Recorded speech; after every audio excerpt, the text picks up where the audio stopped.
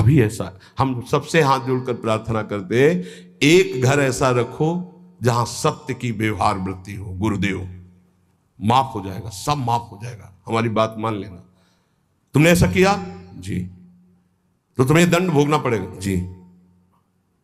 कोई छुपाव नहीं, कोई कपट नहीं, कोई मत डरो, गुरु से सत्य व्यवहार करो, ये सबसे बड़ी गुरु सेवा है। नहीं, गुरु ते कपट मित्र ते चोरी, या हो निर्धन या हो कोढ़ी, ये हम संतों की भाषा कह रहे हैं। कुष्ठ रोग से ग्रसित हो जाता है आगे चलकर जो गुरु से छल कपट करता है, ध्यान रखना। निर्धनता, भजनहीनता, ये सब उसके जीवन में आ जाएगी। ये सब 2 मिनट का काम, माया का 2 मिनट का काम है ये। फूलो मत, भूलो मत, सावधान। जिन्होंने मंत्र दिया है, जिन्होंने अपना जीवन दे दिया है, उनके तुम लाडिले हो, तुम्हारा अमंगल करेंगे।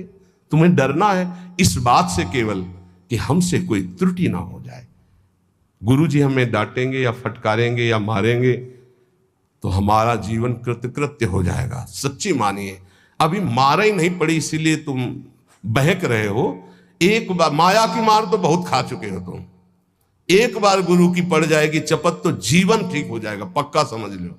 जिस दिन गुरु करुणा करके एक चपत मार देंगे, उस दिन से माया मारना बंद कर देगी, पक्का समझ लेना। वो बड़े भाग्यशाली हैं जिनको गुरु की डांट और चपत लगती है। मनमानी आचरण करके ऐसा मत करना कि अब चपत खानी ही है कुछ ऐसा करे कि नाराज हो जाए तो फिर दिन भर नाराज ही बने रहेंगे, इतने हैं। अगर हमसे कोई गलती होती है और गुरु हम पर नाराज होते हैं, चपत मार देते हैं, तो माया की चपत से मुक्त हो जाओगे, पक्का। डरना नहीं, डरो इस बात से कि कहीं हमारे और गुरु के संबंध में कोई बीच में ना आ जाए, बस ये बात, कहीं दरार ना पड़ जाए। और जो डर होता है वो माया जनित, हम डरते नहीं। नरसिंह भगवान से सब डर रहे थे, प्रहलाद जी डरे क्या? दौड़ के गोद में हमारे गुरुदेव है, हमारे माता पिता है, हमारे मित्र हैं, हमारे प्रीतम है, हमारे स्वामी, यही सब है। तुम्हें हो माता च पिता, तुम्हें हो, तुम्हें हो बंधुश्च सखा, तुम्हें हो। तो गुरुदेव के प्रति निष्कपट निश्चल भाव रखना, इससे बड़ी कोई सेवा नहीं है। विश्वास पूर्वक गुरुदेव के चरणों की सेवा करना 64 भक्ति अंगों में, ये 3 तो केवल गुरुदेव में है। गुरुदेव के चरणों का आश्रय, गुरुदेव से प्रभु के मंत्र की दीक्षा और प्रभु से संबंध की जानकारी, तुम्हारा ये संबंध प्रभु से, विश्वास पूर्वक गुरु चरणों की सेवा, तीसरा। चौथा, जिस मार्ग में बड़े बड़े महापुरुष चले आए हैं उसी मार्ग का अवलंबन लेना। कोई नया स्थापित मार्ग नहीं, आचार्य परंपरा से होना चाहिए। लाखों इस परंपरा में सिद्ध रसिक हो गए हैं, लाखों, एक दो नहीं, लाखों, जो भगवत प्रेम में मत वाले। ये जो हमारी वैष्णव परंपरा है वो 4 संप्रदाय है। इसके अलावा ये निकुंज की जो उपासना है ये अलग है। जो 4 संप्रदाय हैं उसमें श्री जी की, लालजू की सम्यक उपासना है, पर श्री जी के चरणारविंद की ठसक से जो निकुंज की उपासना है, वृंदावनाधीश्वरी की, ये निकुंज से आई हुई सखियां हैं जो आचार्य रूप में आकर के इस रस को प्रदान करती है। बड़े बड़े महाभागवतों द्वारा परिग्रहित मार्ग का ही अवलंबन करना। ऐसी जगह कभी ना जुड़े जहां आचार्य परंपरा ना हो। ध्यान रखो, परंपरा देखनी चाहिए, आचार्य परंपरा देखनी चाहिए। यहां राधैवेष्टम संप्रदाय करता आचार्यो राधा मंत्रदा सद्गुरुश्च मंत्रो राधा यश्च सर्वात्मनैवं वंदे राधा पाद पद्म प्रधानम सहित हरिवंशम। 5वां, गुरुदेव से भागवत संबंध में पूर्ण जानकारी होनी चाहिए। भागवत धर्म हमारा क्या है, जिस धर्म में हम दीक्षित हुए, हमारा कर्तव्य क्या है, हमारा लक्ष्य क्या है, हमारी दिनचर्या क्या होनी चाहिए। 6वां, अपने आराध्य देव की प्राप्ति के लिए भोगों का त्याग कर देना। जैसे कल एक भगवत पार्षद स्वरूप वो कह रहे थे कि कहीं कहीं हमको प्याज लहसुन बना भोजन मिल जाता है तो हम पा लेते हैं, तो अपराध तो नहीं। तुमने कहा अपराध की बात तो अलग रही, लेकिन आप अपने स्वरूप को तो देखिए, आप कौन है। कंठी बंधी है, तिलक लगा हुआ है, ऐसे कोई कहीं भी बना के दे दे हम पालेंगे। क्या आप अपने लाला को लगाए बिना भोग पालेंगे? अब इसका उत्तर नहीं था। इसलिए जो भोग हम प्रभु को नहीं पवा सकते वो हम नहीं पा सकते, पक्का। भगवान के निमित्त भोगों का त्याग करना 6वीं भक्ति है। जो हम प्रभु को भोग नहीं लगा सकते, वो हम नहीं पा सकते। 7वां, मथुरा वृंदावन आदि जो भगवत धाम है, इनमें निवास करना। प्रभु की अपनी आराध्य देव की, जैसे रामोपासक तो चित्रकूट है, अयोध्या है, कृष्णोपासक तो ब्रज 84 कोशिश, जैसे हम प्रियाजू के उपासक तो हमारा जीवन वृंदावन है। अगर आप अखंड वास नहीं कर सकते तो 3 रात्रि वास कर लीजिए। जीवन में कभी आपको फुर्सत मिले तो आ जाइए, 3 रात्रि वास। पहले दिन उपवास कीजिए, दूसरे दिन फलाहार, तीसरे दिन एक बार अन्न और चौथे दिन चले जाइए। नियम से रहिए। अगर आप कभी अवसर मिले तो कार्तिक मास है, सावन मास है, 10-15 दिन रुक गए, नहीं है तो 3 रात्रि रुक गए, नहीं ज्यादा है तो 24 घंटे रुक गए, लेकिन यात्रा करनी चाहिए। महाप्रभु चैतन्य देव जी ने जब जगन्नाथपुरी में नवद्वीप के सब वैष्णव जन गए थे, तब यही कहा था कि गृहस्थी में विशेष भगवत आराधना का समय नहीं रहता, तो साल 6 महीने में ऐसा समय निकालना चाहिए कि 2-4 दिन साधु समागम करें, धाम वास करें, पुरी में वास करें, भगवत दर्शन, ऐसा करना चाहिए। अगर संयोग बन जाए तो 1-1, 2-2 रुपए जोड़ने चाहिए कि ये जाकर हम वहाँ पशु पक्षियों की सेवा कर देंगे, ठाकुर को भोग लगा देंगे, 2-4 संतों को भोजन पवा देंगे। गृहस्थी में ऐसा करना चाहिए। और जो विरक्त भाव में वो तो धाम आदि का ही सेवन करते हैं। 7वां ये है मथुरा वृंदावन ब्रज, ऐसे 84 कोश है हमारा परम पावन ये ब्रज धाम, तो निवास करना चाहिए जितने दिन हो सके। अखंड तो को हो, कोई विशेष भाग्यशाली ये लाभ लेता है। 8वां, किसी के द्वारा दी हुई वस्तुओं को अगर विरक्त है तो उतना ही स्वीकार करे जितनी आवश्यकता है, अनावश्यक नहीं। और गृहस्थ है तो किसी के द्वारा दी हुई वस्तुओं को स्वीकार ही ना करे। ये भक्ति का 8वां अंग है। आप गृहस्थ हो, आप अगर नमक रोटी भोग लगाओगे ठाकुर जी को बहुत अच्छा लगेगा। अपनी कमाई का, अपने दूसरे से लेने की जरूरत नहीं। ये जो चटोरापन आ जाता है फिर उससे भक्ति नष्ट हो जाती है, चाहे गृहस्थ हो चाहे विरक्त हो। विरक्त जितनी आवश्यकता, और गृहस्थ अपनी धर्म की कमाई, दूसरे के आगे हाथ फैलाना गृहस्थ का धर्म नहीं। 9वां, व्रतों का सम्मान करना। 64 भक्ति अंगों में है। जो भागवतिक व्रत हैं उनका सम्मान करना, उन दिनों में व्रत रहना, ऐसा। लेकिन यहां वृंदावन नित्य विहार उपासना में विधि निषेध नहीं दास अनन्य उत्कृष्ट व्रतधारी, यहां उत्कृष्ट व्रत धारण किया गया है। ज्ञान धर्म व्रत कर्म जिते सब काहू में नहीं मोह प्रतीति, रसिक अनन्य निशान बजायो एक श्याम श्यामापद प्रीति। सर्वस्व महाप्रसाद प्रसिद्ध ताके, ये सर्वस्व श्री जी की जूठन के आगे हमारा कुछ नहीं। श्री जी का उच्छिष्टामृत, 8 पैर उनका दुलार। 10वां, आंवला है, पीपल है, तमाल है, ये वृक्ष हैं। आप परिक्रमा कर रहे हैं तो इनको दाहिने कर लीजिए, दाहिने करके निकलिए। अगर आपको सहज में दिखाई दे रहा है कि आंवला पीपल तमाल आदि, तो थोड़ा 4 कदम चलकर उसे दाहिने का अपनी परिक्रमा में ले लीजिए, प्रणाम कीजिए। इनका सम्मान करना ये भक्ति का 10वां अंग है। 11वां, जो भगवान की निंदा करने वाले हैं, भक्तों की निंदा करने वाले हैं, भक्ति की निंदा करने वाले, ऐसे भगवत विमुख को पहचान ले और उसका कभी संग न करे। ये भक्ति का अंग है। ऐसा संग जिनके संग कुमति मति उपजे, करत भजन में भंग, तजोरे मन हरि विमुखन को संग।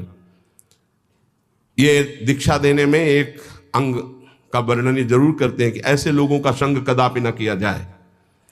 दूसरा कहते हैं कि भोजन, जैसे आप रिश्तेदार या नातेदार के यहाँ गए या कहीं गए, वहाँ मांस पात्रों में बनता है और आपने वैष्णव तिलक आदि लगा रखे, तो लोग आपको खीर पूड़ी बना के दे तो भी आपको नहीं पाना है, क्योंकि रसोई तो वही है, पात्र तो वही। हमारा वैष्णव धर्म आज्ञा नहीं करता ऐसा। इसीलिए भगवान के लिए भोगों का त्याग करना। 12वां, अनाधिकारी को शिष्य बना लेना। गुरु को नरक जाना पड़ता है, ध्यान रखना। ये व्यवहार का विषय नहीं है। हरे शिष्य धन शोक न हरई, सो गुरु घोर नरक मा परे। एक दिन एक गुरु शिष्यों के साथ जा रहे थे तो एक बड़े केचुआ में, केचुआ समझते ना जो मिट्टी खाता है, लाल चींटी लगी थी हजारों। तो उनका गुरुदेव, कितना इसको कष्ट हो रहा होगा, क्या इसने ऐसा काम किया? किसके कोमल शरीर को लाल चींटी काट ले तो बहुत कष्ट होता, खुजलाता, दाग बन जाता बहुत। बोले हजारों इसके कोमल शरीर में लगे हैं। ध्यानस्थ हुए, कहा बेटा ये गुरुजी हैं, ये चेला है। ये गुरुजी हैं जो केचुआ बने हैं, और ये चेला है जो चींटी बनी। इनसे धन लिया है, भगवत प्राप्ति की कोई चर्चा नहीं। तो ये देखो ये लीला हो रही।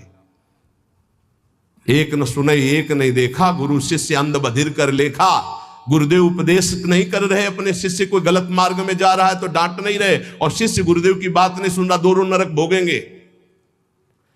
अनाधिकारी को शिष्य बनाने का मतलब है अपनी गति में फर्क डाल लेना। इसलिए आरत अधिकारी जब पावे गूढ़ तत्व न। ये व्यवहार का विषय नहीं कि आपके व्यवहार से हम दीक्षा दें, ये डायरेक्ट सीधा है। हमें अनुकूल लगा तो देंगे, हमारे धर्म के अनुकूल, नहीं लगा तो कोई व्यवहार का विषय है, ये धर्म का विषय है, ये जीवन का विषय है। तुम थोड़ी नरक में हमारी रक्षा करोगे, हम तुम्हारी नरक में रक्षा करेंगे। हमारे अनुकूल चलना होगा, जो धर्म का आचरण है।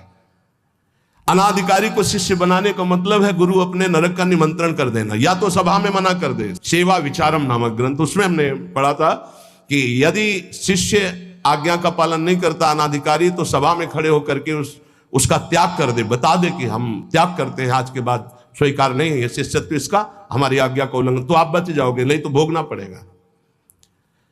13वां, भक्ति के विरोधी ग्रंथों का कभी अवलोकन न करें। कॉमिक्स पढ़ रहे हैं, ये पढ़ रहे हैं, वो देख रहे हैं, ये देख रहे हैं, ये करते हैं, वो गेम खेलते। अरे यार, राधा राधा राधा राधा राधा, कृष्ण कृष्ण कृष्ण कृष्ण कृष्ण, इसमें समय लगाना है कि उसमें लगाना है? मंजीरा उठाओ, 1 घंटा कीर्तन करो, भागवत उठाओ, 10 अध्याय पाठ करो, गीता जी उठाओ, उसका ये भगवत मार्ग है भाई। भगवत विरोधी भावों को नहीं, भगवत विरोधी ग्रंथों को नहीं। 14वां, जिससे हमारी भक्ति में बाधा पड़े ऐसे कभी कार्य ना करें। बड़े बड़े व्यवहारिक कार्य, बड़े बड़े सामाजिक कार्य, बड़ी बड़ी सभाएं जिससे हमारा भजन छूटे, ठीक। पूज्य पंडित गया प्रसाद जी महाराज गिरिराज वाले, तब माना जाएगा कि आपका भजन हुआ जब बड़े से बड़े शुभ कार्य के अनुष्ठान का मन न चले। सच्ची मानिए, महा उत्सव है यदि आप भगवत स्मरण कर रहे हो, इससे बड़ा कोई उत्सव नहीं। हर समय धीमी धीमी मधुर मधुर भगवान की नाम ध्वनि अंदर उठ रही, आप सुन रहे हैं उसे, उसी का चिंतन कर रहे हैं, इससे बड़ी कोई उत्सव की वृत्ति नहीं। भावोत्सवेन भजताम रस काम धेनुम तम राधिका चरण रेणु महम स्मरामि। चाहे वो ज्ञान मार्ग हो, चाहे भगवत भक्ति का मार्ग हो, जब तक संसार का चिंतन है तब तक न ज्ञानी है न वो भक्त है। और भगवत चिंतन इससे बढ़कर के कोई स्थिति नहीं है। भगवत प्राप्ति के लिए किसी भी चंदे की या किसी भी सहयोग की जरूरत नहीं है। वो हृदय से भगवत स्मरण करे, इसी से भगवत प्राप्ति होती है। आप गीता जी और भागवत जी सब उठा करके देख लीजिए। अनन्य चिंतयन्तो माम अनन्य चेता सततम, जगह जगह अनन्य चिंतन। ये दूसरे के द्वारा नहीं होता, ये अपने द्वारा होता है, ये पैसे से नहीं होता है, ये बार बार अभ्यास से मन लगाने से होता है। 15वां, यदि आपके घर कोई अतिथि साधु महात्मा आ गया है, भारी व्यवस्था नहीं है आपके पास, माना तो आज अपना भोजन दे दीजिए, उसमें कंजूसी मत कीजिए। आप अपने किसी उचित व्यवहार के लिए अर्थ ले जा रहे हैं, कोई बीमार तड़प रहा है, आप कष्ट सह लीजिए, वो पैसे से दवा उसको दे दीजिए। ये पूज्य गुरुदेव भगवान की श्रीमुख के वचन। प्राप्त सेवा का कभी भी त्याग नहीं करना चाहिए, वो भगवान की कृपा से आध्यात्मिक उन्नति के लिए होती। प्राप्त सेवा, आप जा रहे हो, कोई बहुत कष्ट से पीड़ित पड़ा है, आपको आवश्यकता है उसकी सेवा, आप बैठ जाओ, उसकी सेवा करो। नहीं कुछ है तो तन से सेवा करो, कपड़े से हवा करने लगो, पानी पिला दो, फिर उस समय जरूरत है तो 4 से याचना करके उसको आप औषधि दिला दो।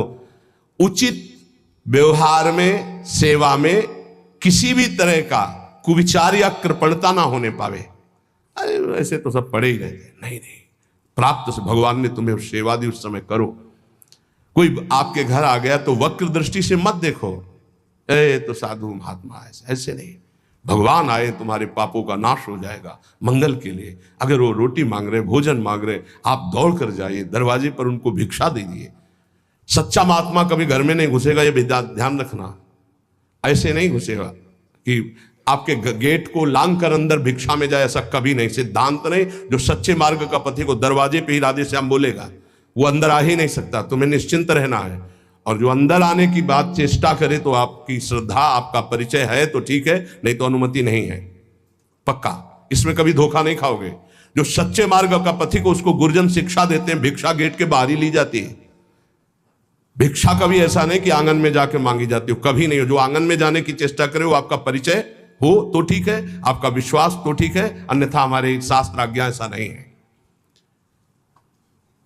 कभी कोई भिक्षा के लिए आ जाए तो अपना भोजन दे दे, लेकिन उसका तिरस्कार ना करे। अगर आप में इतनी भी श्रद्धा नहीं तो दो बातें तो कर ही सकते हैं।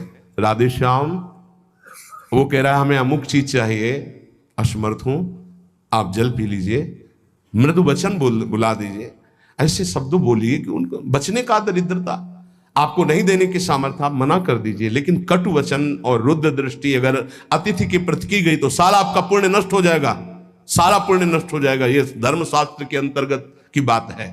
उचित व्यवहार, उचित सेवा का अवसर आया, उसमें कंजूसी मत कीजिए, देने में संकोच नहीं होना चाहिए। अब हमारा फिर क्या होगा? वो विश्वंभर देख रहा है, बहुत सुंदर व्यवस्था करेगा। आज तक जिसने साधु सेवा की, भगवान की प्राप्ति हुई, भगवान की कृपा प्राप्ति हुई। कभी ऐसा नहीं हो सकता कि संत सेवा वाला, कभी नहीं हो सकता।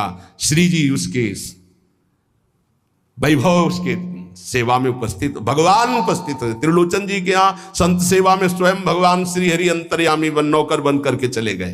तो ये कभी ना सोचो कि भिक्षुक को, साधु सेवा को अगर हम स्वीकार करेंगे तो हमारा कुछ चला जाएगा। नहीं नहीं, एक का वो लाखों देता है, ऐसा महान है उनका मालिक। तो भक्त का ये 15वां लक्षण है 64 अंगों में कि आए हुए प्राप्त अतिथि सेवा, संत सेवा या किसी की ऐसी परिस्थिति, उसमें कंजूसी ना करे, वो बड़े भाव से सेवा करे। 16वां, कुछ भी नष्ट हो जाए शोक न करे। शोक क्यों न करे? हमारी बड़ी कीमती वस्तु नष्ट हो गई तो जिसने अनंत ब्रह्मांड बनाया मेरा स्वामी जिस समय चाहेगा वो उससे बड़ी कीमती वस्तु दे देगा, मैं शोक क्यों करूं? दूसरा, क्रोध न करे। क्रोध होता है कामना से। जब हमारी कामना की पूर्ति में बाधा लगता है तो कामासन जाते क्रोधा। अगर हमारी कामना की पूर्ति नहीं तो हरि कोई बहुत मंगल में विधान कर रहे हैं, हमें क्रोध नहीं करना। अगर कोई हमारा अपमान कर रहा है तो हरि बहुत कृपा कर रहे हैं, मेरे देहाभिमान को गलित कर रहे हैं। अगर कोई हमारी निंदा कर रहा है तो हमारे पापों को नष्ट कर रहा है। उससे जैसा हमारा प्यारा मित्र कौन हो सकता है? तो हमें क्रोध बनता ही नहीं किसी पर करने को। और भी काम आदि विकारों के वशीभूत ना होना, ये 16वां अंग है। 17वां, आप भले अपने देव इष्ट देव के अनन्य हैं, लेकिन किसी भी देवी देवता का आप निंदा या अपमान न करें, नहीं तो आपके इष्ट देव से आपकी रति खत्म हो जाएगी। अनन्यता के ठसक में आकर कहीं किसी की निंदा न कर दे, कहीं किसी का अपमान न कर दे। सब में हमारा इष्ट विराजमान है। 18वां, किसी भी जीव को वाणी से, तन से, मन से उद्वेग ना दे और किसी के द्वारा दिए हुए उद्वेग से उद्वेगित ना हो। ये बहुत काम की बात है। कोई कितना भी उद्वेग दिलाना चाहे, आप उद्वेगित ना हो, आप अंदर से व्यथित ना हो, नहीं तो आपकी निष्ठा में फर्क पड़ जाएगा, साधुता में फर्क पड़ जाएगा। और 19वां, 32 सेवा अपराध और 10 नामापराधों से बचे। वो चर्चाएं पीछे हो चुकी है। 20वां, यदि कोई भगवान के भक्ति की निंदा कर रहा है तो या तो उसकी जबान बंद करो या कान में अंगुली डालो, वहां से चल दो। राधा राधा राधा राधा राधा राधा। भक्त निंदा कान में नहीं पड़नी चाहिए। हो यहां और कान के पर्दे हिला के पूरा सुनना चाहते हैं, फिर क्या हुआ? अच्छा, ऐसा लग रहा है कि मानो परमानंद की बात, भगवान की कभी चर्चा ऐसे नहीं सुनेंगे, उसमें तो झटके लग जाएंगे आलस्य के।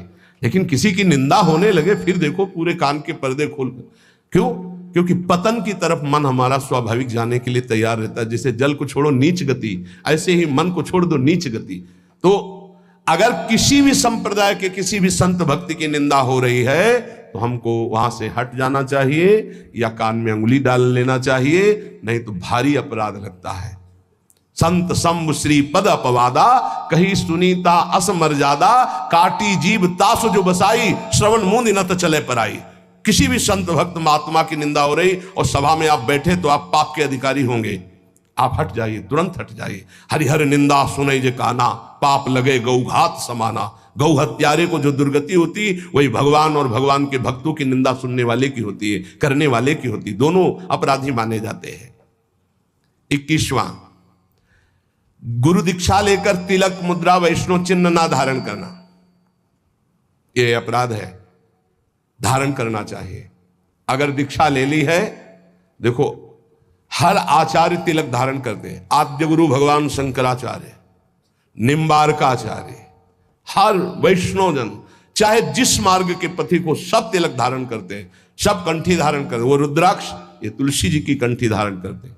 ज्यादा सिद्धावस्था नहीं झाड़नी चाहिए। इष्ट तिलक लगाते हैं, आचार्य लगाते हैं, गुरुदेव लगाते हैं, और हम इतने ऐसे देखने को प्रमाद स्थिति मानी जाती है। सिद्धावस्था, सिद्धावस्था जब तुम्हें भोजन की याद न रहे, तुम्हें शौच लघु शंका की याद न रहे, तुम्हारी दिनचर्या अस्त व्यस्त है, तुम्हें पता नहीं, तुम भगवदाकार वृत्ति में डूबे हुए अवधूत स्थिति है, वो बात अलग है। उसके लिए लिखा लिखंति भुजमूल तो न खलु शंख चक्रादिकम विचित्र हरि मंदिरम न रचयंति भाल स्थले लसत्तु लसी मालिकाम ददत कंठ पीठे नवा गुरुर भजन विक्रमात् को ईते महाबुद्धया।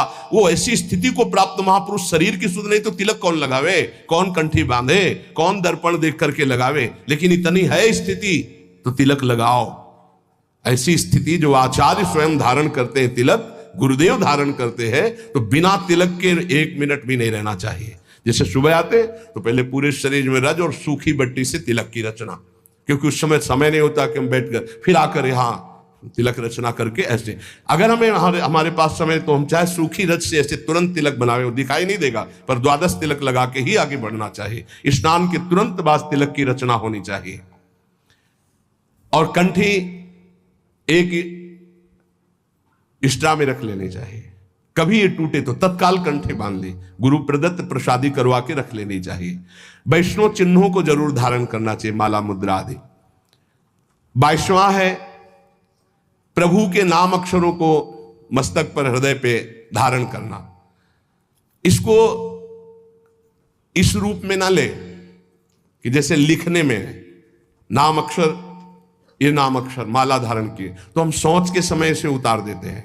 नाम अक्षर है हमारे इष्ट के, हमारे आराध्य देव के नाम अक्षर है। आराध्य देव का, गुरुदेव का नाम रूप विराजमान है, छाती से लगा रहता है।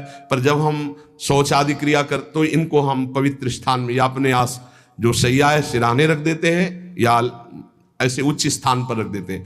अगर हम राधा नाम मस्तक पर लिखें इसके अनुसार, अगर इसको हम इस भाव में अर्थ लेते हैं कि प्रभु के नामाक्षरों को शरीर पर धारण करना, ये है। हम राधा नाम बाजूबंद बांध सकते हैं, राधा नाम लिखकर हृदय में धारण किए हुए, पर हम शौच के समय उतार देते हैं। अगर हम अक्षर बनाते हैं यहाँ, तो हम जब स्नान करेंगे तो हमारे अधोअंगों में और पैरों में हो जाएगा।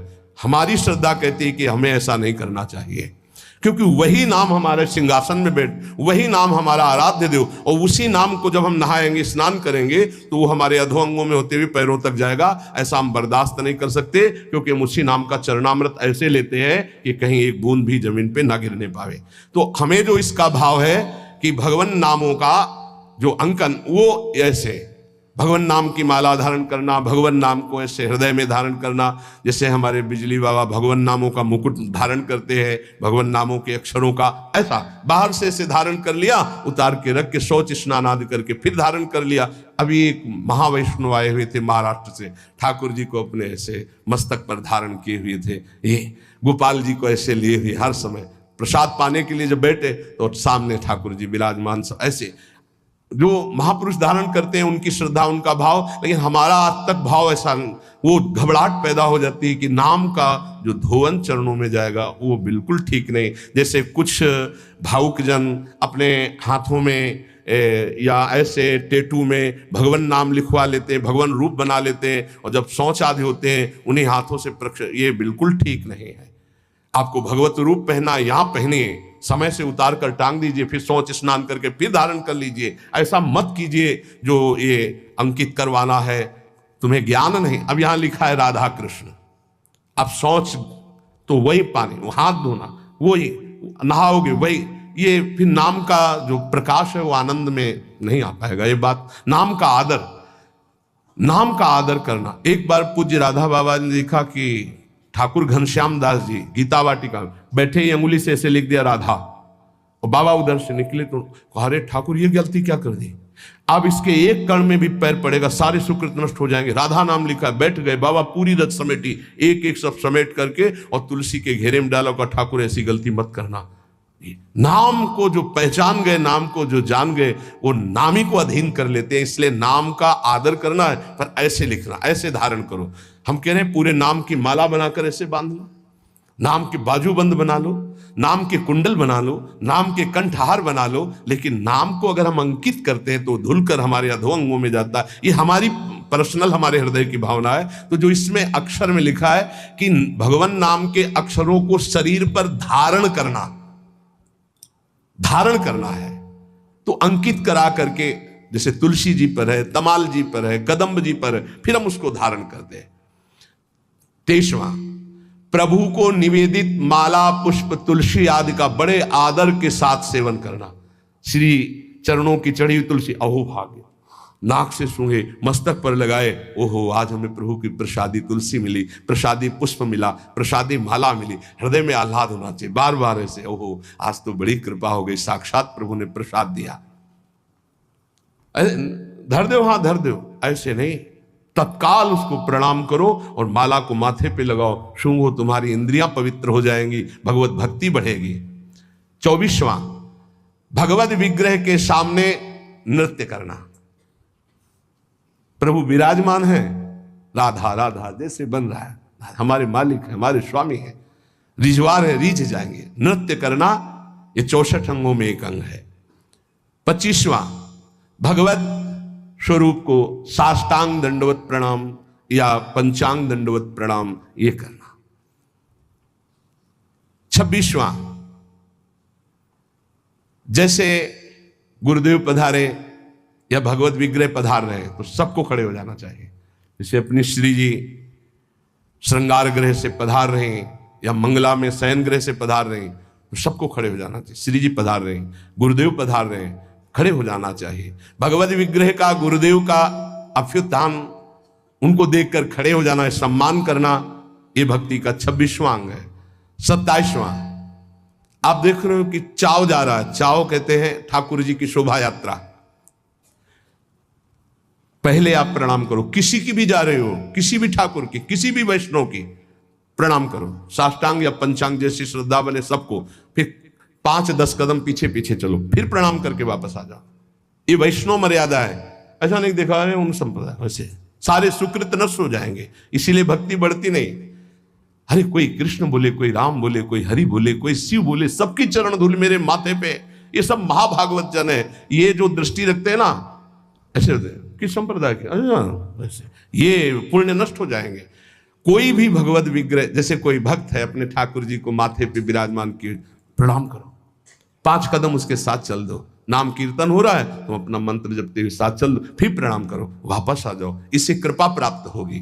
प्रभु के चाव या सवारी के पीछे कुछ कदम चलना, अगर बहुत समय है तो आप साथ चल रहे तो 5 कदम तो चल ही सकते हैं। 28वां, प्रभु के श्री विग्रह के दर्शन के निमित्त जाना। बिहारी जी, राधा रमन, राधा वल्लभ, यहां तो घर घर ठाकुर तुलसी सेवा। प्रभु के मंदिरों, और अगर आपका शरीर स्वस्थ है तो सवारी मत लीजिए, आपका शरीर स्वस्थ है तो नंगे पैर जाइए। हे, यहां तो सिर भर जाऊं उचित असमोरा, मेरे प्रिया प्रीतम का धाम है, उनके दर्शन करने जा रहे, मंत्र जप करते हुए नंगे पैर। यहां कोई कांटे थोड़ी बिछे, मार जूता और चप्पल पहनकर चलना। सही बात, बड़ा दुर्भाग्य है अगर ये पहनकर अपने को चलने को होता है। ये तो डॉक्टर मना किए कि वैसा ऐसा नहीं, तो जीवन भर हो गया नंगे पैर ही रहे हैं। जो सुख मिलता है रज स्पर्श से पादुका, ये दुर्भाग्य है। प्रभु के मंदिर कम से कम, अब कोई कई तो सीढ़ियां भी चढ़ जाते हैं पादुका से, क्या करें, नहीं तो पादुका पहने दर्शन करें। अरे प्रथम सीढ़ी में पैर रखने के पहले तो पादुका उतार दे कहीं। अगर तुझे पादुका में चित्तवृत्ति लगी रहेगी तो पैर के ही मत जा। क्या कांटे बिछे हैं प्रभु के धाम में, मंदिर में दर्शन करने, इतना तो कर ले। 29वां, प्रभु के मंदिर में दर्शन करके 4 प्रदक्षिणा करना। अगर समय नहीं तो दाहिने करते हुए जाओ, दर्शन करके निकल जाओ। समय है तो 4 प्रदक्षिणा कर लेनी चाहिए, ये बहुत लाभ प्राप्त होता है। 4 प्रदक्षिणा हमारे श्री प्रिया प्रीतम जी की होती है। 30वां, प्रभु के श्री विग्रह विराजमान करना और उनकी सेवा करना, ये वैष्णव धर्म है। सबके पास सेवा होनी चाहिए, चाहे नाम सेवा हो, चाहे रूप सेवा हो, छवि सेवा हो, श्री विग्रह सेवा हो, सेवा होनी ही चाहिए। क्योंकि बिना सेवा किए मानसिक सेवा में प्रवेश नहीं, और बिना सेवा के आप जी कैसे सकते हैं, पानी कैसे पीते हैं, भोग कैसे पाते हैं? जब भोग लगा लेते हैं तब पाते हैं। तो प्रगट में सेवा हर वैष्णव के पास होनी चाहिए, चाहे राधा नाम की ही सेवा क्यों ना हो। 31वां, प्रभु के लिए परिचर्या करते हुए पंखा डुलाना, चवर डुलाना, माला गूंथना, चंदन घिसना, जहां प्रभु विराजमान हुआ सोहनी लगा करके पोछा लगाना, विविध प्रकार की भोग तैयारी करना, ये विविध प्रकार की जो परिचर्या है ये बहुत बड़ा लाभ प्रदान करती है।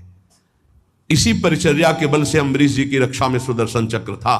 चक्रवर्ती सम्राट होते हुए स्वयं पोछा ठाकुर जी के लिए लगाते थे, स्वयं परिचर्या करते थे। ये छोटी मोटी बात नहीं जो आप पंखा करते हो, चवर करते हो, श्री जी की सेवा में हो। साक्षात श्री जी ने स्वीकार किया है, चाहे वो कोई गेट सेवा में हो, चाहे वो सब श्री जी की सेवा में। सेवा परिचर्या से आराध्य देव को अधीन किया जाता है। 32वां, प्रभु के सम्मुख बैठ करके उनके गुणों का गान करना, उल्लसित होकर गाना चाहिए। प्रभु राग रंग नहीं देखते। मानत अपनो भाग राग करत अनुराग बिन दीखत सकल अभाग श्री हरिवंश कृपा बिना। बहुत सब राग रागिनियों का ज्ञान है लेकिन अनुराग नहीं है तो प्रभु नहीं रीझते। हाँ, लोग तो रीझ जाएंगे, प्रभु नहीं रीझेंगे। हम देखा है राग रागिनियों में प्रधानता रखने वाले पर, और लोगों की तालियां या लोगों का भाव देखते हैं। प्रभु बैठे उनकी तरफ पीठ है, ऐसे प्रभु हैं, ऐसे बैठे राग रागिनी, आओ सामने तालियां बज रहे, सामने बज रहे। मानत अपनो भाग राग करत अनुराग बिन दीखत सकल अभाग। कोई राग नहीं आता, आप ऐसे गा रहे तो वाह वाह ठाकुर जी बोल उठेंगे जिस दिन भाव से गाओगे। नाम बाणी जहां श्याम श्यामा तहां, नाम बाणी सुनत श्याम श्यामा सुबस। प्रभु के सम्मुख गान करने का सौभाग्य जानते हो, ये जो आप लोग बैठकर गान करते हो बड़ी विशेष कृपा है। उनकी लीला गुण गायन से बहुत जल्दी वो प्रसन्न हो जाते हैं। 33वां, भगवान के सामने भगवान का नाम कीर्तन करना, ये जो आप लोग करते हैं, हृदय आह्लादित हो जाता है। राधा राधा जब आलाप लेते हैं तो जैसे दूध गैस में चढ़ाओ तो उफान नहीं आती, ऐसे भक्तों के हृदय में उफान आनंद की आती उच्च स्वर से नाम कीर्तन सुनकर। 34वां, इष्ट मंत्र का जाप का नियम होना, जैसे गुरुदेव देते 11 माला, 21 माला, 33 माला, जो भी, वो संख्या जरूर पूरी करनी चाहिए। इष्ट मंत्र की जो संख्या है गुरुदेव ने जो दिया है, ये भक्ति का अंग है, जरूर पूरा करना चाहिए। ध्यान देना चाहिए कि हमें इतना मंत्र जो गुरुदेव ने कहा वो जपना ही जपना है। इष्ट मंत्र का नियम पूर्वक जप का ये भाव गुरुदेव ने जो दिया उसको पूरा करना चाहिए। 35वां, रोज प्रभु से प्रार्थना करनी चाहिए, उनकी कृपा मांगनी चाहिए। रो रो कर उनके दर्शन की इच्छा, उनके प्रेम की इच्छा, उनके चिंतन की इच्छा, यही हमारी भिक्षा, ऐसा मांगना चाहिए। रोज 4 शब्द तो बोलना चाहिए, लाडली जी कृपा करो, अपना निरंतर नाम हमारे हृदय में चला दो, प्रिया जो और कोई चिंतन न बन पावे, बस आपका चिंतन बना रहे, ऐसा मन से बातें करनी चाहिए, वही प्रार्थना है। 36वां, महापुरुषों के द्वारा गाए हुए स्तोत्र और पदों का गायन करना चाहिए, जैसे चतुरासी जी है, ये सब स्तोत्र ही है। श्रीमद राधा सुधा निधि, एक एक श्लोक सब प्रार्थना भरे हुए हैं, स्तोत्रों का गायन करना चाहिए। 37वां, प्रभु के निवेदित किए हुए प्रसाद का बहुत महत्व रखना चाहिए। जैसे प्रसाद आया तो खड़े हो जाना चाहिए, भगवत प्रसाद आया, प्रणाम करके हाथ में जो तत्काल पाना चाहिए, तत्काल। प्रसाद की महिमा चाहे किनका तत्काल, ऐसा रख दो फिर पा लेंगे समय आने पर, अभी हमारे पास समय नहीं, ये अपमान हो गया प्रसाद। भगवत प्रसाद का सबसे पहला सम्मान, माथे पे लगाओ, प्रणाम करो। अगर आप बैठे हो प्रसाद आया तो खड़े हो जाओ, पहले प्रसाद का सम्मान करो, भगवत स्वरूप मानना। एक कह रहे थे कि हम कुछ भी पाते हैं तो हमारा भजन रुकता है, तो हमका कुछ क्यों पाते हो, गुरु प्रसाद पाओ, भगवत प्रसाद पाओ। हाँ बोले वही, तो हमका उसे कुछ में क्यों बोले, भगवत प्रसाद पाने से भजन में विक्षेप पड़ता है। बोले असली बात है कि विक्षेप पड़ जाता है, तो यहां तक टिटुआ तक कौन बोला कि खाओ, थोड़ा प्रसाद पाओ और देखो भजन होता है कि नहीं होता है। अब हलवा पूड़ी सब तो ठाकुर जी हजम कर पाएंगे, वो तो विश्वम्भर है, वो तो आग पी गए, तुम पियोगे क्या? वो तो पी गए आग, दावानल में सब सखाओ जब गौएं हुई ऐसे कह के मुंह पे पी गए। देखो भगवत प्रसाद किनका लो, मधुकरी भरपेट पाओ। जो मंदिर से प्रसाद मिले तो किनका ले लो, ये सिद्धांत वैष्णवों का रहा है। एक बार झाड़ू मंडल के पूज्य महाराज बलराम दास जी महाराज, उनको वृद्ध अवस्था में एकदम काम वेदना जागृत हो गई। वो कोई माताएं स्नान करेंगी तो दृष्टि, तो उन्होंने कहा कि अब जीवन को नहीं रखेंगे, गलत भाव आ गया। तो सब भक्तों ने कहा कि चलो वृंदावन की परिक्रमा लगाते हैं। तो नाम कीर्तन करते हुए परिक्रमा लगाई तो जो विकार आया था वो हट गया। बहुत बड़ा प्रभाव है, जिससे आपका ज्यादा दिमाग संसार की तरफ आकर्षित होने लगे। तो कोई अन्न चला गया दूषित, तो आप वृंदावन की गिरिराज जी की परिक्रमा लगा लो, पूरा नशा उतर जाएगा, जो अन्न आदि का दोष का है वो नष्ट हो जाएगा। अब उन्होंने कहा कल प्रसाद कहाँ से पाया? तो कहा गोविंद देव जी का, उस समय गोविंद देव जी विराजमान थे। गोविंद देव जी का प्रसाद भला कैसे? गए और जो श्रीअंग सेवी थे उनसे पूछा कल गोविंद जी का भोग कहां से लगा? बोले कलकत्ता की वैश्या ने लगवाया। तो गोविंद जी से कहा भोग है ना, आपका प्रसाद न पाओ तो वो अपराध बने, प्रसाद पाओ तो काम दोष जागृत हो। इसका मतलब क्या है? वो तो ठीक सीधे ठाकुर जी से बात। तो ठाकुर जी ने कहा बाबा प्रसाद पाने के लिए कहा था, भरपेट पाने को कौन कहता है? इतना किनका लो प्रसाद का, हमारा पूरा संसार है, हम तो सबके पाएंगे, हम तो सबके लाड़िले हैं। तुम्हें जरा सा किनका लेकर हमारे प्रसाद की रक्षा करनी और पेट भरना माधुकरी से भिक्षान्न के द्वारा। तो भगवान के निवेदित प्रसाद को ग्रहण करना। अच्छा, अब जैसे प्रियालाल का भोग है, रोज खीर हलवा पकौड़ी कचौड़ी 50 प्रकार के भोग लगते हैं। अब रोज पाओगे तो तोंद चिकनाएगी, भजन में रस थोड़ी आएगा, पक्का समझो। भजन में तब रस आएगा जब इतना किनका ले लिया। और देखो अपने लोग तो उपासक हैं, श्री स्वामी हरिदास जी महाराज ललिता जी के अवतार, कोई साधक नहीं है, पर 56 भोग बिहारी जी का लगा। उत्तम भोग लगाए मोर मरकट को सेवएं, वृंदावन के मोर मरकट को ऐसे ऐसे करके चीख लेते और चना, आप चना पाके रहते सूखे। बिहारी जी का भोग 56 भोग, उत्तम भोग लगाए मोर मरकट को सेवएं, वृंदावन के मोर मरकट गाय आदि को दे दे। भगवत प्रसाद है, पाओ तुम। हम क्या पा रहे हैं? जरा किनका लिया और सूखे चना। भगवान के चरणामृत का पान करना आदर। जब चरणामृत लेने का अवसर आए, 38वां नंबर, तत्काल ऐसे हाथ में ऐसे वस्त्र लगा के चरणामृत लेना। कोई कोई तो हमने राधा वल्लभ जी ने सुना, ए पानी दे दो हमको भी जल, ऐसे नहीं बोला जाता। चरणामृत पानी, चरणामृत जल है? नहीं नहीं, भगवत चरणामृत वो बेचारे जानते नहीं है ना। ऐसे सदैव लेना चाहिए कि एक बूंद भी पैर में ना गिरे, ऐसे लेकर चरणामृत का पान करना। और रोज नियम बना लो, सबसे प्रार्थना है कि बिना चरणामृत के तुम्हारी दिनचर्या शुरू नहीं होनी चाहिए। स्नान किया, रज लगाई, तिलक लगाया, चरणामृत लिया, अब हमारी दिनचर्या शुरू होगी। जब तक जबान, हम ये परम वैष्णव की बात करें, जबान में चरणामृत नहीं गया तब तक और प्रसाद नहीं पाएंगे। पहले चरणामृत। और 39वां, प्रभु को चढ़ी हुई सुगंधित इत्र धूप आदि ग्रहण। इत्र का जैसे फुहा श्री जी के अंग, बहुत मंगलमय श्री ओ से गंधारी मेरी प्रियाजू के श्री अंग का स्पर्श किया। इसीलिए इन प्रेमी जनों को समझ पाना मुश्किल होता है। अब इत्र की सुगंध आ रही, पान का बीड़ा मुख में लगा हुआ है तो लगता है कि कैसे पान खाए हुए जो निषेध है, माला पहने हुए जो निषेध, संत को इत्र लगाए हुए जो निषेध, पर ये निषेध नहीं है, यहाँ ये विधि है। वैष्णव सेवा, वैष्णव संप्रदाय में, भगवत आराधना में ये विधि है। प्रभु को चढ़ा हुआ इत्र और धूप आदि की गंध लेना, सुगंध लेना, इससे भक्ति बढ़ती है। 40वां, पवित्र होकर ही भगवत विग्रहों का स्पर्श करना, अपवित्र दशा में नहीं।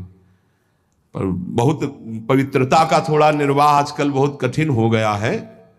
अब इतने बढ़िया बाथरूम बने हुए कि रज का तो छू नहीं सकते हैं, वही साबुन से ऐसे कर लिए तो हमारी दृष्टि में अपवित्र ही मानते हैं हम। अगर रज का सेवन नहीं तो अपवित्र ही है।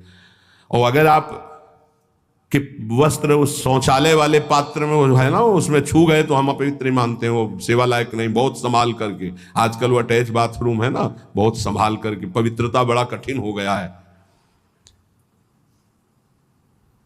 41वां, जब दर्शन करने जाए तो आचमन करके पवित्र होकर के ही भगवत दर्शन करने जाए।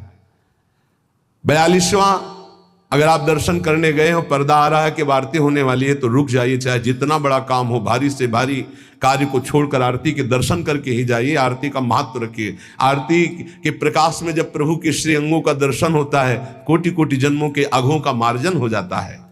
43वां, अगर कहीं भगवत चर्चा हो रही, कथा हो रही, भगवत नाम कीर्तन होता, रुक जाओ, 2 मिनट बैठ जाओ। एक घड़ी आधी में पुनियाधि, तुलसी संगत साध की कोटि कटे अपराध। अगर भगवत चर्चा हो रही, कथा, यहां क्या हो रहा, सत्संग, बैठ जाओ। आधी में पुनियाधि, 12 मिनट बैठ जाओ, 6 मिनट बैठ जाओ, कुछ शब्द पढ़ जाएंगे, तुम्हारा मंगल हो जाएगा। नाम कीर्तन हो रहा है, भगवत कथा हो रही, कोई संत भगवान बोल रहे, 2 मिनट सुन लीजिए, तुम्हारा मंगल हो जाएगा। भक्ति का अंग है। हाथ जोड़ करके वहां बैठ करके सुना, ज्यादा समय नहीं तो 10 ही मिनट सुना, चल दिया। 44वां, हर समय भगवत कृपा, गुरु कृपा की बाट जोहते रहना। गुरुदेव की कृपा की याचना करते रहना, भगवत कृपा की याचना करते रहना, क्योंकि इसी कृपा से सारी निर्विकारिता आती है। गुरु कृपा से ही निर्विकारिता, भगवत कृपा से ही आती है। 45वां, नित्य निरंतर भगवान के नाम का जाप करना। मंत्र जाप का नियम तो है ही, लेकिन उठते बैठते चलते फिरते श्वास श्वास में अपने आराध्य देव के नाम का जप करना। 46वां, नाम जप करते हुए रूप के ध्यान का अभ्यास करना। श्री आधा वल्लभ लाल को हृदय ध्यान, मुख नाम, मुख में नाम और हृदय में उनका ध्यान। 47वां, अपने द्वारा जितने भी कर्म हो रहे हैं शुभ भागवतिक, सब भगवान को अर्पित करना। अपनी दिनचर्या को जांचना कि भगवत विमुख कोई कार्य तो नहीं हो रहा है। अगर गलती हुई है तो भगवान के सामने प्रायश्चित करो कि हमसे गलती हुई नाथ, हृदय में जलन पैदा करो, आगे से वो गलती ना हो, और सब भागवतिक कार्य भगवान को अर्पित करें। 48वां, हर समय दृढ़ विश्वास रखना, प्रभु हमारी रक्षा करेंगे। निश्चित भगवान हम पर कृपालु हैं, हमारा कोई बाल बाका नहीं कर सकता। हर समय दृढ़ विश्वास रखना। 49वां, जो बहुत प्रिय वस्तु है भगवान को समर्पित करना। अपने को जो बहुत प्रिय लगे वो भगवान को समर्पित करना। जैसे कृष्णदास जी जा रहे थे, देखा कि गरम गरम जलेबी बन रही, अरे ये तो श्रीनाथ जी के लिए, वो आंख मुंदी भाव में, तो वहां पाने लगे श्रीनाथ जी। जय जय ने पूछा कि ये विठलनाथ गोस्वामी जी ने कि जय जय हमने तो यहां भोग लगाया नहीं, आप कहे, बोले कृष्णदास बाजार से भावना कर रहा है तो मैं पा रहा हूं। जो अपने को प्रिय वस्तु है, अरे ये तो श्री जी के लिए ठीक रहेगा, ये तो प्रभु के लिए ठीक रहेगा। 51, हर समय प्रभु की शरण में है, ये ध्यान रखना। हरि शरणम सनकादि रखते रहते हैं, तो हर समय अपने को ध्यान रखना कि मैं कोई अनाथ नहीं हूं, मैं दीनानाथ नाथ अनाथन हित समर्थ मोहन श्री राधा, हम प्रिया प्रीतम की शरण में हैं। 52, प्रभु के लिए ही केवल सारी चेष्टाएं करना, स्वसुख वांछा का त्याग करके, ये जब करोगे तो ये आ ही जाएगा, तत्सुख भावना में दृढ़ हो जाना। 53, प्रभु के लिए तुलसी का वृक्ष लगाना, प्रभु के लिए और वृक्षों का रोपण करना, उनकी सिंचाई करना, प्रभु के लिए दीप दान करना, ये प्रभु के लिए तुलसी जी लगाना और वृक्षों को लगाना। दुर्भाग्य हो रहा है, फ्लेट पर फ्लेट बन रहे, वृक्षों को काटा जा रहा है, जो प्रभु की प्रसन्नता के हेतु है। लता भवन सुख शीतल छां, श्री हरिवंश रहत नित्य जहां, तहां न वैभवान की। 54, भगवान के प्रिय गुणों का गान करने वाले शास्त्रों की ही चर्चा करना। और भी बहुत से शास्त्र, पर हम भगवान की महिमा से युक्त गुणों का जो रचनात्मक स्वरूप भगवान व्यास देव जी और बड़े बड़े महर्षियों ने किया, हम उनका गान करते, या जो आचार्यों ने गान किया। 55, भगवत धाम में प्रीति करना, जैसे हमारे आराध्य देव का निज धाम वृंदावन है, ये हमारा जीवन, हमारा प्राण, ऐसा प्रीति करना।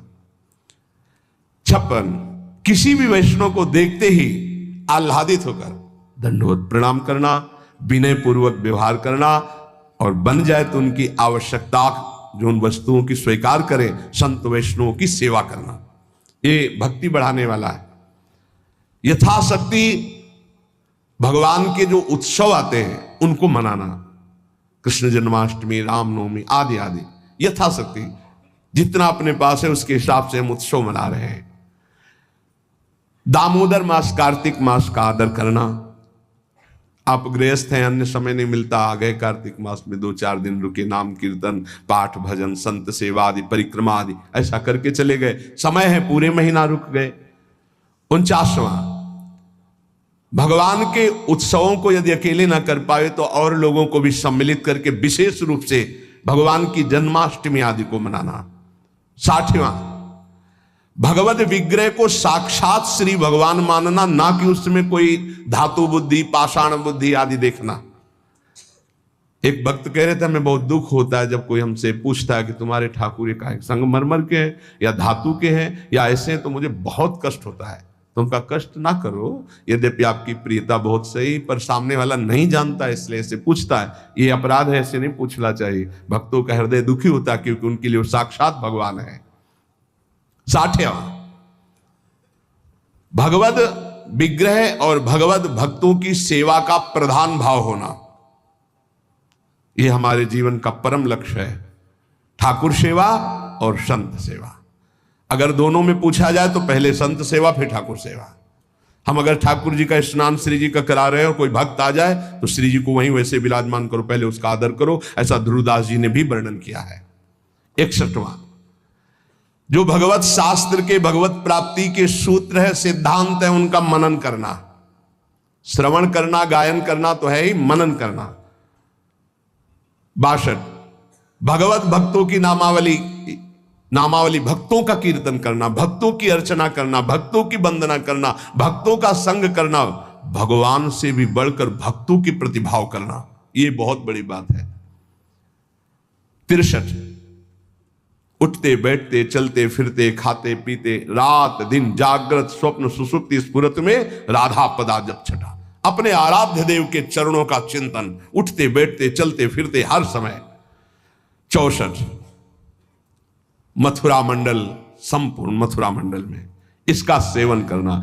ये भक्ति के 64 अंग सारांश में कह गए, इनकी व्याख्या की जाए तो महीनों चलेंगे। पीछे शुरू की थी तो स्मृति तक पहुंचे थे, भगवत स्मृति तक पहुंचे थे। इसलिए इन अंगों का सांगोपांग यदि उपासना हो जाए तो प्रेम का प्रादुर्भाव हृदय में हो जाए। अब इन 64 अंगों में बिल्कुल सरल भाषा में जिससे सब अंग आ जाएंगे, गुरु चरणों का आश्रय ले ले और गुरु मंत्र और गुरु नाम जो दिया हुआ है खूब रटे, सब अंग आ जाएंगे अपने आप। 2 बात पकड़ लो, गुरु चरणों का दृढ़ आश्रय और गुरु प्रदत्त नाम मंत्र में रति, इसी से सब अंग जागृत हो जाएंगे। आप सुनो पढ़ो, अच्छी बात, ना पढ़ोगे ना सुनोगे तो भी आपके अंदर आ जाएगा, क्योंकि नाम में इतनी सामर्थ्य है कि वो सर्वांग भक्ति प्रकाशित कर देता है, वो सब ज्ञान वैराग्य विवेक सब जागृत कर देता है। इसलिए हमारी सबसे प्रार्थना है, गुरु मुख से मिला हुआ नाम वो बहुत जल्दी आपको लाभ प्रदान करेगा। गुरु